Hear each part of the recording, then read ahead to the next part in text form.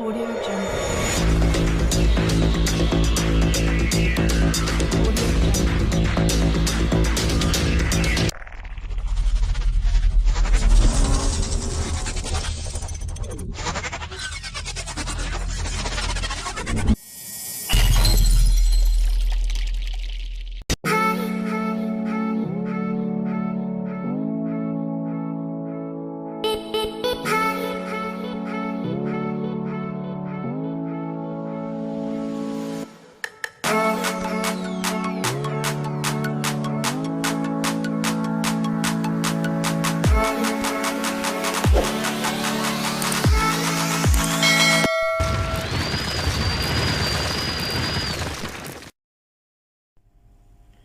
Hello guys, I will teach you how to disable device in Simplex 4010 ES or so menu,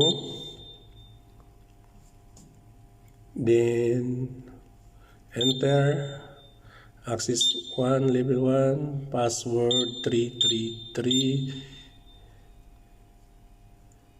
enter, then menu, I isolate device 68, ID need,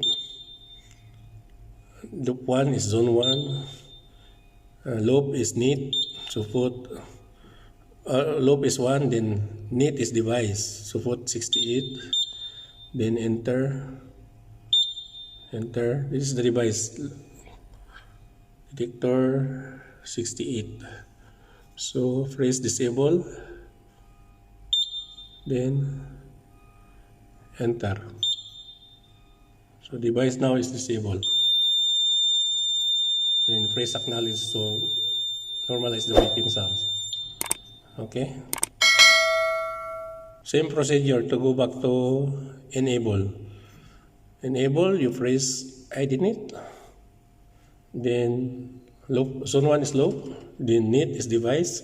Put 68. Then press enter, then enable, then enter. Same procedure. After that one is normalize the panel. Okay. Thank you.